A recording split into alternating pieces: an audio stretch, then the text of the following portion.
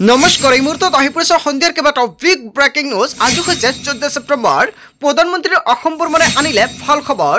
হাতত মাত্ৰ দুটা দিন লাখ লাখ মহিলালৈ পূজাৰ উপহাৰ প্ৰদান কৰিব প্ৰধানমন্ত্ৰী নৰেন্দ্ৰ মোদীয়ে। লাখ লাখ মহিলাৰ বেংক একাউণ্টত পোনে পোনে প্ৰদান কৰা হ'ব 1250 টকাকৈ।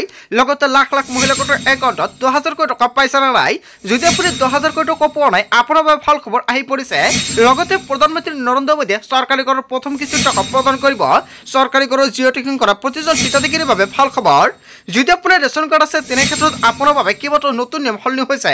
ৰেচন কাৰ্ড থাকিলে আপুনি লাভ কৰিব 4টা নতুন সুবিধা। যদি নাই, নতুনকৈ কৰক আবেদন। লগতে কেইবাটাও ৰাজনৈতিক খবৰৰ লগতে অৰাজনৈতিক খবৰ যুগুত কৰা হৈছে। আজিৰ দিনটোত গোটেই অসম তথা ভাৰতৰ বিভিন্ন প্ৰান্তৰ পৰা যুগুত হৈছে কেইবাটাও ডাঙৰ খবৰ। এনেবোৰ খবৰ নিতৌ পাই থাকিবলৈ চেনেলটি ছাবস্ক্ৰাইব কৰি ভিডিঅ'টো এটা লাইক কৰিবলৈ নাপাহৰিব। আজিৰ আমাৰ প্ৰথম খুবেই গুৰুত্বপূৰ্ণ খবৰ হৈছে অসমবাসীৰ বাবে এটা ডাঙৰ খবৰ। অসমবাসীলৈ প্ৰধানমন্ত্ৰীয়ে লৈ আহিছে কেইবাটাও ডাঙৰ টোপোলা। 40 লাখ মহিলালৈ ভাল খবৰ আহিছে প্ৰধানমন্ত্ৰীয়ে। হয় বন্ধুসকল, 40 লাখ মহিলালৈ ভাল খবৰ দিবলৈ আহিছে প্ৰধানমন্ত্ৰী নৰেন্দ্ৰ মোদীয়ে। একেদিনে 40 লাখ মহিলাৰ একাউণ্টত সোমাব চৰকাৰী ধন। আপুনি এই টকা পাবনে নাই সম্পূৰ্ণকৈ জানি লওক। 17 ছেপ্টেম্বৰৰ পৰা আৰম্ভ হ'ব অৰুণোদয় 3.0। 40 লাখ পৰিয়ালৰ ঘৰে ঘৰে গৈ দিয়া হ'ব এই আঁচনিৰ সুবিধা। প্ৰধানমন্ত্ৰী নৰেন্দ্ৰ মোদীৰ জন্মদিনৰ দিনাই ৰাজ্যত মুকলি হ'ব এই আঁচনি। ছেপ্টেম্বৰ মাহৰ 17 তাৰিখে আনুষ্ঠানিকভাৱে মুকলি কৰা হ'ব অৰুণোদয় 3.0 আঁচনি। অৰুণোদয়ৰ বাবে শীঘ্ৰে মুকলি কৰা হ'ব পৰ্টেল। মহিলাসকলে সকলো অভাৱ অভিযোগ দিব পাৰিব এই পৰ্টেলত। মুখ্যমন্ত্ৰী ডক্টৰ হিমন্ত বিশ্ব শৰ্মাৰ বৃহৎ ঘোষণা। হয় বন্ধুসকল, অৰুণোদয় 3.0ত যিসকল মহিলাই এতিয়ালৈকে আবেদন কৰা নাই, নতুনকৈ আবেদন কৰিব পাৰিব। অতি শীঘ্ৰে পঞ্চায়তত যাওক, প্ৰপত্ৰ লওক আৰু আপুনি পূৰণ কৰক। লগতে আত্মসহায়ক প্ৰতিষ্ঠান মহিলাকক নতুনকৈ অৰুণোদয় আঁচনিৰ বাবে আবেদন কৰিবলৈ আহ্বান জনাইছে অসমৰ মুখ্যমন্ত্ৰী ডক্টৰ হিমন্ত বিশ্ব শৰ্মাই। প্ৰধানমন্ত্ৰী মোদীয়ে আজি এটা নহয় দুটা নহয় কেইবাটাও নতুন টোপোলাৰ কথা উল্লেখ কৰিছে। তাৰপিছত অসমবাসীৰ ৰাজুক জনসমৰ পৰৱৰ্তী খুবেই গুৰুত্বপূৰ্ণ খবৰ। লগতে ডাঙৰ খবৰ, গুগল পে', পে'টিএম, ফোনপে' ব্যৱহাৰকাৰীৰ বাবে ডাঙৰ খবৰ আহি পৰিছে। আপোনাৰ মোবাইল ফোনত গুগল পে', ফোনপে' বা পে'টিএম আছে নেকি? 15 ছেপ্টেম্বৰৰ পৰা UPI লেনদেনত সলনি হ'ব বহুকেইটা নতুন নিয়ম। NPCIয়ে ঘোষণা কৰিছে বহুকেইটা নতুন নিয়ম। NPCIৰ তৰফৰ পৰা বৃদ্ধি কৰা হৈছে হাই ভেলু ট্ৰেঞ্জেকশ্যনৰ সীমা। পূৰ্বে থকা 2 লাখ টকাৰ লেনদেনৰ সীমা এতিয়া 5 লাখ টকালৈকে বৃদ্ধি কৰা হৈছে। কেৱল এয়াই নহয়, ৰেলৱে, এয়াৰলাইন্সৰ আদিৰ ভ্ৰমণৰ ক্ষেত্ৰতো বৃদ্ধি কৰা হৈছে লেনদেনৰ সীমা। নতুন নিয়ম অনুসৰি একেবাৰে 5 লাখ টকা পৰ্যন্ত লেনদেন কৰিব পাৰিব আপুনি। হয় বন্ধুসকল, আপুনি গুগল পে', ফোনপে' বা পে'টিএম ব্যৱহাৰ কৰে নেকি? তেনে ক্ষেত্ৰত আপোনাৰ বাবে এটা ডাঙৰ খবৰ। ডেইলি ট্ৰেঞ্জেকশ্যনৰ পূৰ্বে থকা 5 লাখ টকীয়া সীমা এতিয়া 10 লাখ টকালৈকে বৃদ্ধি কৰা হৈছে।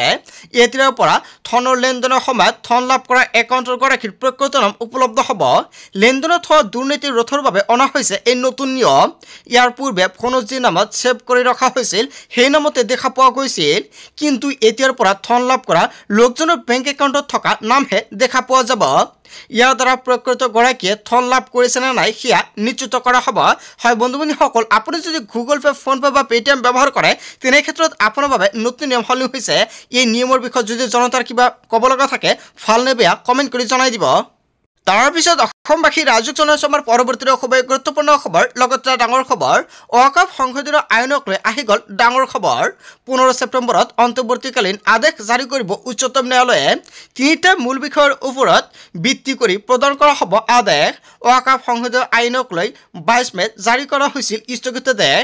মুখ্য ন্যায়াধীশ BR গাবাই বিচাৰপীঠে গ্ৰহণ কৰিছিল শুনানি। ৱাকফত অন্তৰ্ভুক্ত হোৱা সম্পত্তিৰ চূড়ান্ত শুনানি নোহোৱালৈকে নটিফাই কৰাকলৈকে আদেশ জাৰি কৰিব ন্যায়ালয়ে। তাৰপিছত অসমবাসী ৰাজুক জনসমৰ পৰৱৰ্তী খুবেই গুৰুত্বপূৰ্ণ খবৰ। লগতে ডাঙৰ খবৰ, BPFে মুকলি কৰিলে নিৰ্বাচনী ইস্তেহাৰ। 98টা প্ৰতিশ্ৰুতিৰে BPF সাজু হৈছে নিৰ্বাচন লৈ। এটা বিগ আপডেট আহি পৰিছে। BPFে মুকলি কৰিলে নিৰ্বাচনী ইস্তেহাৰ। BPFৰ প্ৰধান হাগ্ৰামা মহিলাৰীয়ে মুকলি কৰিলে নিৰ্বাচনী ইস্তেহাৰ। 98টাকৈ প্ৰতিশ্ৰুতিৰে প্ৰকাশ কৰিছে নিৰ্বাচনী ইস্তেহাৰ। BTCৰ ৰাইজৰ বাবে বৃহৎ প্ৰতিশ্ৰুতি হাগ্ৰামা মহিলাৰীৰ। 1 নম্বৰত উল্লেখ কৰা হৈছে BTCত বসবাস কৰা সকলো জাতি জনগোষ্ঠীৰ সম অধিকাৰ দিয়া হ'ব। কেৱল এয়াই নহয়। 2 নম্বৰত উল্লেখ কৰিছে সম উন্নয়ন ভূমি পট্টা প্ৰদান কৰা হ'ব। 3 নম্বৰত উল্লেখ কৰিছে বিটিচিবাসী সকলো জাতি জনগোষ্ঠীৰ বাবে অতিথিশালা নিৰ্মাণৰ ব্যৱস্থা কৰা হ'ব। 4 নম্বৰত উল্লেখ কৰিছে BCTC নিৰ্বাচিত মহিলাৰ বাবে 50% আসন সংৰক্ষণ সুনিশ্চিত কৰা হ'ব। 5 নম্বৰত উল্লেখ কৰিছে ওদালগুৰিত মিনি BTC সচিবালয় স্থাপনৰ ব্যৱস্থা কৰাকে ধৰি কেইবাটাও গুৰুত্বপূৰ্ণ মন্তব্য কৰিছে। মুঠ এনেকুৱাকৈ 98টাকৈ প্ৰতিশ্ৰুতিৰে নিৰ্বাচনী ইস্তাহাৰ মুকলি কৰিলে হাগ্ৰামা মহিলাৰীয়ে। হয় বন্ধু বান্ধৱীসকল, এটা বিগ আপডেট আহি পৰিছে। আজিৰ ভিডিঅ'টো সকলোৱে বেছিকৈ শ্বেয়াৰ কৰি দিব। তাৰপিছত অসমবাসী ৰাজুক জনাইছমৰ পৰৱৰ্তী খুবেই গুৰুত্বপূৰ্ণ খবৰ, লগতে ডাঙৰ খবৰ। সমগ্ৰ দেশতে হ'ব SIRক লৈ নিৰ্বাচন আয়োগৰ ডাঙৰ মন্তব্য। সকলো ৰাজ্য আৰু কেন্দ্ৰীয় শাসিত অঞ্চলত SIR হ'ব লাগিব। SIRৰ বাবে শীঘ্ৰে নিৰ্ধাৰণ কৰা হ'ব সময়সূচী। এই বিষয়ত ন্যায়ালয়ৰ আদেশ হস্তক্ষেপৰ প্ৰয়োজন নাই। 2026 চনৰ 1 জানুৱাৰীৰ পৰাই আৰম্ভ হ'ব SIRৰ কাম কাজ। SIR পৰিচালনা কৰাৰ ক্ষমতা অধিকাৰ নিৰ্বাচন আয়োগৰ হাতত। ভোটাৰ তালিকাৰ নিশ্চয়তা বজাই ৰখাৰ দায়িত্ব নিৰ্বাচন আয়োগৰ। 10 ছেপ্টেম্বৰত সকলো ৰাজ্যৰ মুখ্য নিৰ্বাচনী বিষয়াৰ সৈতে সম্পূৰ্ণ বৈঠক। ইফালে বিহাৰৰ নিৰ্বাচনী বিষয়ালৈকেও পত্ৰ প্ৰেৰণ কৰিছে কেন্দ্ৰীয় নিৰ্বাচন আয়োগে। পত্ৰযোগে SIRক লৈ প্ৰস্তুতি চলোৱাৰ নিৰ্দেশ। হয় বন্ধু বান্ধৱীসকল, SIRক লৈ বৃহৎ খবৰ আহি পৰিছে। আজিৰ ভিডিঅ'টো সকলোৱে বেছিকৈ শ্বেয়াৰ কৰি দিব। যদি SIRক লৈ জনতাৰ কিবা মন্তব্য কৰিব লগা থাকে আপোনালোকৰ মন্তব্যটো নিশ্চয় কমেণ্ট কৰি জনাই দিব। তাৰপিছত অসমবাসী ৰাজুক জনাইছমৰ পৰৱৰ্তী খুবেই গুৰুত্বপূৰ্ণ খবৰ, লগতে ডাঙৰ খবৰ। অসমবাসীলৈ প্ৰধানমন্ত্ৰীয়ে লৈ আহিছে কেইবাটাও ডাঙৰ টোপোলা।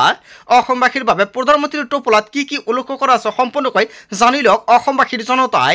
প্ৰধানমন্ত্ৰীৰ জন্মদিনৰ দিনে লাখ লাখ হিতাধিকাৰীৰ বাবে মুকলি কৰা হ'ব অৰুণোদয় 3.0। মংগলদৈত 18,000 কোটি টকাৰ প্ৰকল্প আধাৰশিলা স্থাপন কৰিব প্ৰধানমন্ত্ৰী মোদীয়ে। নুমলীগড়ত উদ্বোধন কৰিব নৱনিৰ্মিত জৈৱ ইথানৰ প্ৰকল্প। 4,200 কোটি টকা ব্যয়েৰে নিৰ্মাণ কৰা হ'ব এই প্ৰকল্পটো। কেৱল এয়াই নহয়, 121 কিলোমিটাৰ দৈৰ্ঘ্যৰ গুৱাহাটী ৰিং ৰোড শিলান্যাস কৰিব প্ৰধানমন্ত্ৰীগৰাকীয়ে। নাৰেংগী কুৰুৱা দলঙৰ আধাৰশিলাও স্থাপন কৰিব প্ৰধানমন্ত্ৰী মোদীয়ে। প্ৰধানমন্ত্ৰী মোদীয়ে মুকলি কৰিব ডক্টৰ ভূপেন হাজৰিকাৰ 100 টকীয়া মুদ্ৰা। অসমবাসীলৈ প্ৰধানমন্ত্ৰী মোদীয়ে লৈ আহিব এইকেইটা টোপোলা। হয় বন্ধুসকল, প্ৰধানমন্ত্ৰী মোদীয়ে কেইবাটাও গুৰুত্বপূৰ্ণ মন্তব্য কৰিছে অসমবাসীৰ বাবে। তাৰপিছত অসমবাসী ৰাজুক জনাইছমৰ পৰৱৰ্তী খুবেই গুৰুত্বপূৰ্ণ খবৰ, লগতে ডাঙৰ খবৰ। প্ৰধানমন্ত্ৰী অসমৰ ভ্ৰমণৰ পূৰ্বে ডাঙৰ খবৰ আহি পৰিছে। PMAOৰ তালিকাত নাম আছে নেকি আপোনাৰ? এতিয়াই চেক কৰক তালিকাত, কিয়নো প্ৰধানমন্ত্ৰী মোদীয়ে লাখ লাখ দুখীয়াৰ একাউণ্টত প্ৰদান কৰিব চৰকাৰী ঘৰৰ প্ৰথম কিস্তিৰ টকা। চৰকাৰে সকলো দৰিদ্ৰ পৰিয়ালক দিব চৰকাৰী পকী ঘৰ। তালিকাত যদি আপোনাৰ নাম অহা নাই দিব পাৰিব অভিযোগ। তালিকাত নিজেই ভৰাই ল'ব পাৰিব আপোনাৰ নাম। প্ৰথমতে তালিকাত চাওক আপোনাৰ নাম আছে নে নাই। চৰকাৰী ঘৰৰ তালিকাত নাম নাথাকিলে আপুনি নতুনকৈ নাম ভৰাই ল'ব পাৰিব। মুকলি হ'ল হোৱাটছআপ নম্বৰ। হোৱাটছআপ নম্বৰটো হৈছে 8810389745। কেঁচা ঘৰৰ ফটো তুলি এতিয়া আপুনি দি পঠিয়াই দিয়ক হোৱাটছআপ নম্বৰত।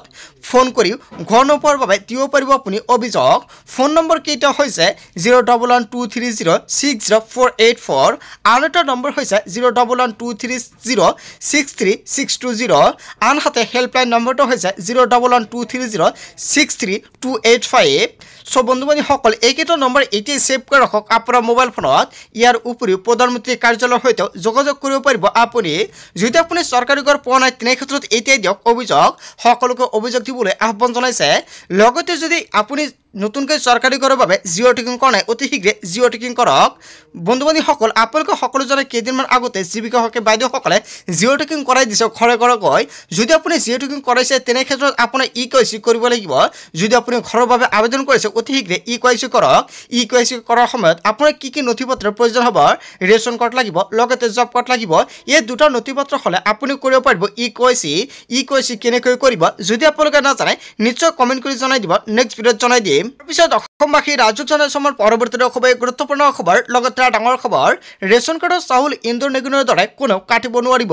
অসমৰ মুখ্যমন্ত্ৰী হিমন্ত বিশ্ব শৰ্মাই ৰেচন কাৰ্ডক লৈ পুনৰ বৃহৎ মন্তব্য কৰিছে। সকলোৱে পাব লাগিব 5 কিলোকৈ চাউল। হিতাধিকাৰীৰ নামত অহা চাউল একাংশই ইন্দোৰ নিগমৰ দৰে কাটি ৰাখে। চৰকাৰে হিতাধিকাৰীৰ নামত চাউল দিয়ে, ইন্দোৰ নিগমে কাটি লৈ গুচি যায়। ৰেচন কাৰ্ডৰ চাউল কাটি ৰখা সকল মুখ্যমন্ত্ৰী হিমন্ত বিশ্ব শৰ্মাৰ কঠোৰ সকিয়নি। BCTC সকলক আবেদন কৰি দিলে মুখ্যমন্ত্ৰী হিমন্ত বিশ্ব শৰ্মাই। BTRত বিজেপি চৰকাৰ আহিলে গাঁতত সোমাব লাগিব BCTC সকল, কিয়নো দৰিদ্ৰৰ নামত অহা আঁচনিৰ ধন খাই একাংশ BCDCয়ে প্ৰধানমন্ত্ৰীয়ে দিয়া ঘৰৰ নামত 10,000 কোটি টকা ঘুষ দিব লাগে BCDCক অৰুণোদয়ৰ ফৰ্মখন নামত BCDCক দিব লাগে 500 কোটি টকা কোকৰাঝাৰত নিৰ্বাচনী প্ৰচাৰ সভাত গজুৰিছে অসমৰ মুখ্যমন্ত্ৰী হিমন্ত বিশ্ব শৰ্মাই হয় বন্ধুসকল বিটিআৰ নিৰ্বাচনৰ পূৰ্বে অসমৰ মুখ্যমন্ত্ৰী হিমন্ত বিশ্ব শৰ্মাই বিটিআৰক লৈ যিকিটা মন্তব্য কৰিছে BCDCক লৈ জনতাই কি ক'ব যদি জনতাৰ কিবা মন্তব্য কৰিব লগা থাকে আপোনালোকৰ মন্তব্যটো নিশ্চয় কমেন্ট কৰি জনাই দিব আৰু আজিৰ ভিডিঅটো সকলোৱে বেছিকৈ শ্বেয়াৰ কৰি দিব পিছত অসমবাসী ৰাজ্যক জনাইছে আমাৰ পৰৱৰ্তী খুবেই গুৰুত্বপূৰ্ণ খবৰ লগতে এটা ডাঙৰ খবৰ কংগ্ৰেছৰ প্ৰায় সংখ্যক নেতাই সন্ধিযুক্ত নাগৰিক কংগ্ৰেছৰ মিটিঙত প্ৰায় সংখ্যকে সন্ধিযুক্ত নাগৰিক থাকে বুলি মন্তব্য কৰিছে অসমৰ মুখ্যমন্ত্ৰী হিমন্ত বিশ্ব শৰ্মাই 70% সদস্যই সন্ধিযুক্ত নাগৰিক নথি পৰীক্ষা কৰিলে ফাদিল হ'ব সকলো তথ্য মোৰ দিনত NRC হলেহেঁতেন সকলো নথিপত্ৰ পৰীক্ষা কৰিলেহেঁতেন গৌৰৱ গগৈ SIT ৰিপৰ্ট সন্দৰ্ভত বিস্মৰণৰ মন্তব্য কৰিছে মুখ্যমন্ত্ৰী হিমন্ত বিশ্ব শৰ্মাই মোৰ দিনত NRC হলে সবেই বাপ দেখিলেহেঁতেন কংগ্ৰেছৰ প্ৰায় সংখ্যক নেতাই সন্ধিযুক্ত নাগৰিক কংগ্ৰেছৰ মিটিঙত প্ৰায় সংখ্যক সন্ধিযুক্ত নাগৰিক থাকে অসমৰ মুখ্যমন্ত্ৰী হিমন্ত বিশ্ব শৰ্মাই কংগ্ৰেছক লৈ যিকেইটা মন্তব্য কৰিছে আপুনি কি ক'ব পিছত অসমবাসী ৰাজ্যক জনাইছে আমাৰ পৰৱৰ্তী খুবেই গুৰুত্বপূৰ্ণ খবৰ লগতে ডাঙৰ খবৰ চৰকাৰৰ বিনামূলীয়া চাউল প্ৰদানত সলনি হ'ব নতুন নিয়ম ৰাজ্যৰ লাখ হিতাধিকাৰীৰ বাবে বৃহৎ ঘোষণা 1 নৱেম্বৰৰ পৰা সলনি হ'ব ৰেচন লোৱাৰ নতুন নিয়ম সম্পূৰ্ণ নতুন পদ্ধতিৰে ল'ব লাগিব ৰেচন কাৰ্ড থাকিলে আবেদন নকৰাকে লাভ কৰিব অৰুণোদয় বিনামূলীয়া ৰেচন আৰু অৰুণোদয়ৰ নিয়ম সলনি কৰিলে মুখ্যমন্ত্ৰীগৰাকীয়ে নতুনকৈ ৰেচন কাৰ্ডৰ আবেদন কৰাসকলৰ বাবে ডাঙৰ খবৰ চাউলৰ লগতে প্ৰতিগৰাকী হিতাধিকাৰীয়ে পাব দাইল চেনি আৰু নিমখ বজাৰত কম দামতে লাভ কৰিব এইসমূহ সামগ্ৰী কেনেকৈ কৰিব আবেদন ৰেচন কাৰ্ডৰ বাবে সম্পূৰ্ণকৈ জানি লওক pds.assam.gov.in পৰ্টেলত ৰেচন কাৰ্ডৰ বাবে কৰক আপুনি আবেদন